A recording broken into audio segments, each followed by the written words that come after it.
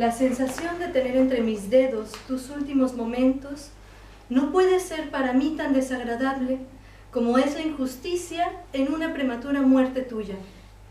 Lloro contigo la conciencia de saber imposibilitado el regreso al campo astillado de luces donde se encuentran ya lejos tus raíces, donde tus hermanas forman la Vía Láctea, con pétalos blancos que imitan en cientos de espejos a los tuyos.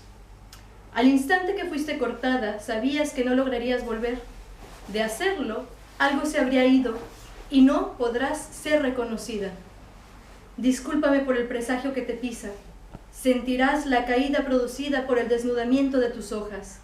Cada filigrana formándote se irá al suelo. El agua del pasado alimentando tus tallos cesará. Ni uno solo de tus nevados resquicios será restaurado por el sol, deteniéndose los bailes con el viento. No habrá otra noche para despedirse como antes pedías. Serás aplastada por el peso de aquello que ya no es. Comprende dentro de tu pena que si lo he hecho, ha sido por ti. No te toleraba marchita en el mismo lugar de nacimiento, sin llevarte a que te reconozcas ahí donde no existen otras tú. Y si he realizado este acto de amoroso salvajismo, es porque deseo que vuelvas a ser semilla. ¡Bravo! Pour Agneto, il m'a demandé de choisir des textes sur l'exil ou sur la pandémie. Bon, il se trouve que moi j'ai une pièce de théâtre où le personnage principal est un peu là-dedans, enfin plus dans l'exil. Mais bon,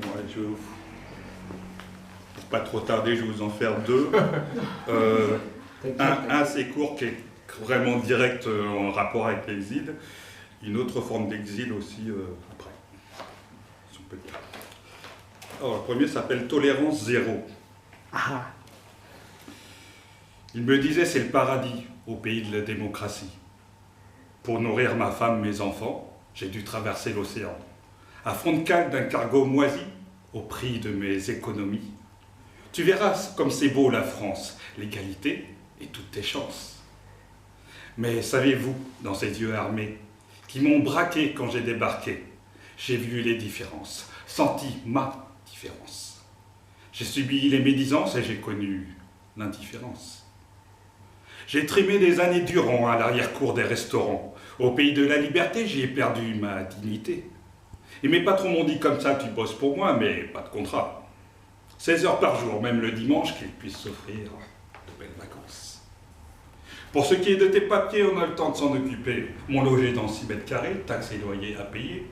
M'ont ordonné de faire silence, ou bien le métro et la Manche. J'ai préféré me faire violence, ne pas soulager ma conscience. Je suis resté et j'ai continué de faire semblant de tout oublier. Un jour, j'ai tout laissé tomber et j'ai osé manifester. Bien sûr, quelqu'un m'a dénoncé au nom de la fraternité. Ça fait maintenant plus d'1 an que j'ai dû oublier mon nom. Je voyage grâce à leurs gouvernants dans les centres de rétention. Aujourd'hui, vous imaginez, pour quelques heures ou encore une année, je suis en tolérance, gardé en tolérance. Je suis en tolérance. Bravo! Bravo!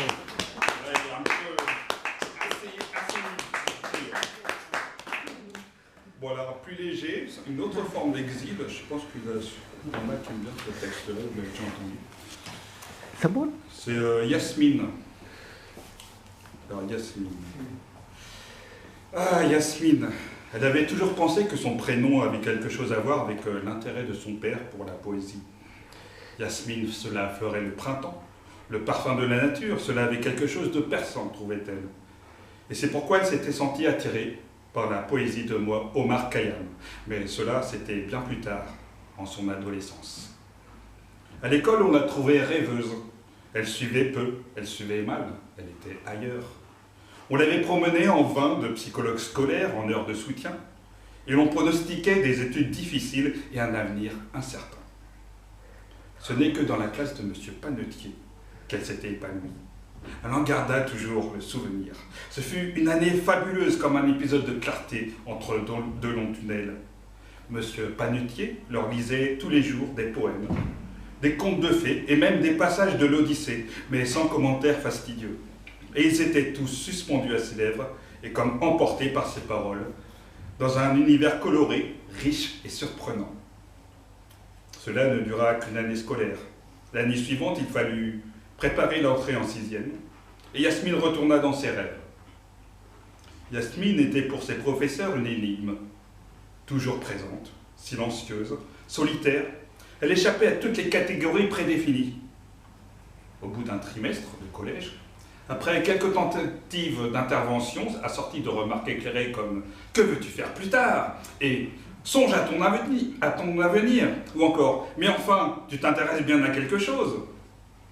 Devant son silence, on finit par la laisser tranquille, ce qu'elle désirait avant tout. Au 2e trimestre, son bulletin scolaire portait comme appréciation à bien du mal à suivre. En présence de ses parents, convoqués par le conseil de classe, l'interrogatoire recommença. « Que veux-tu faire plus tard ? Si tu ne travailles pas, tu n'arriveras à rien. As-tu choisi un métier ? As-tu un projet ?» Et Yasmine se murait dans son silence. Des projets, elle en avait des milliers. Escalader les étoiles, plonger au fond des océans, être fleur, oiseau, arbre, ruisseau. Son imagination débordait, qu'elle nourrissait de lecture. Elle lisait tout ce qui lui tombait sous les yeux et passait ses mercredis et samedis à la bibliothèque. Ce qu'elle aimait par-dessus tout, c'était les recueils de poésie. Elle découvrit Verlaine, Desnos, Apollinaire, qui furent ses préférés. En 5e, les choses se gâtèrent. Dès la rentrée, le professeur proposa, comme sujet de rédaction, « Racontez vos vacances ». Yasmine, qui avait passé le mois d'août en Bretagne et qui venait de lire Moby Dick, raconta une histoire extravagante de chasse aux monstres marins, ponctuée d'une rencontre impromptue avec le capitaine Nemo.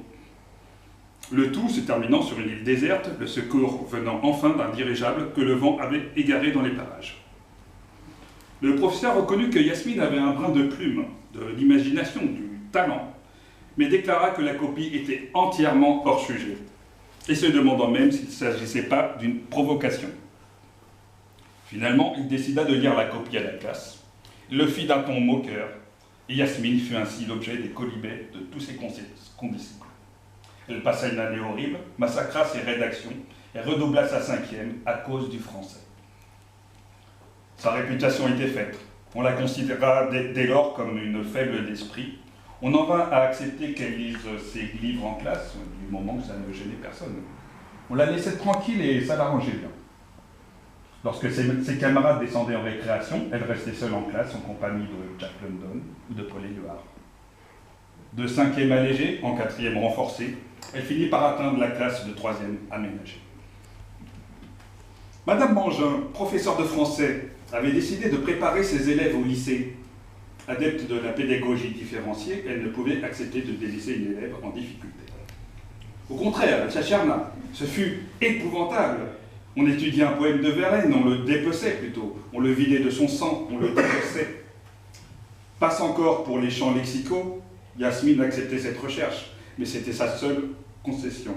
Lorsqu'elle entendit parler de modalisateurs verbaux, de marques, d'indices énonciatifs et autres instruments de torture, qu'elle ne put ni ne voulut retenir, elle se rebiffa contre ce crime de lèse-littérature. Au nom de ce qui lui était le plus cher, du souvenir de M. Panetier, son instituteur, pour sauvegarder son plaisir ineffable de lire, ses voyages intérieurs, elle refusa de suivre la voie qu'on lui traçait. Mais Madame Mangin ne renonçait pas. Même si parfois elle se laissait aller à maugréer, mais elle ne comprend donc rien. Elle s'évertuait à vouloir en tirer quelque chose. Yasmine ne voulait pas.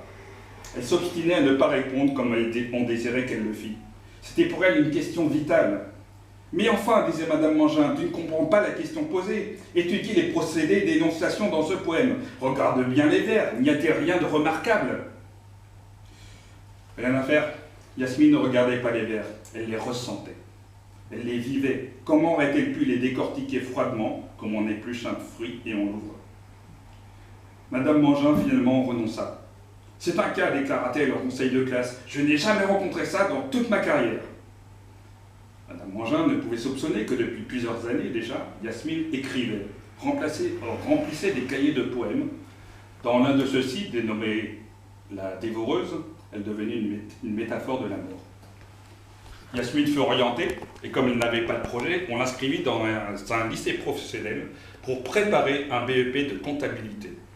Il faut bien qu'on la mette quelque part, soupira la directrice du collège lors du conseil de fin d'année. Elle n'a pas 16 ans. Yasmine passa 2 années au lycée. Elle n'obtint pas son BEP. Le jour de ses 18 ans, au désespoir de ses parents, elle abandonna ses études et trouva rapidement un emploi de serveuse dans un petit restaurant. C'est là qu'elle rencontra un jour M. Panoutier. Il la reconnut, fut surpris de la trouver là. Elle lui raconta son histoire, lui lut ses poèmes. C'est lui qui l'incita à participer à des concours littéraires. Il lui fit rencontrer des auteurs, des éditeurs. Elle obtint une bourse du Centre national des lettres et fit enfin son entrée dans la littérature. Je l'ai toujours su, ça ne m'étonne pas, j'en étais sûr, je ne me trompe pas sur ce genre de choses, déclara Madame Mangin lorsqu'elle reçut les 2 premiers recueils que Yasmine lui avait envoyés. Hijo, se le para que se le quita.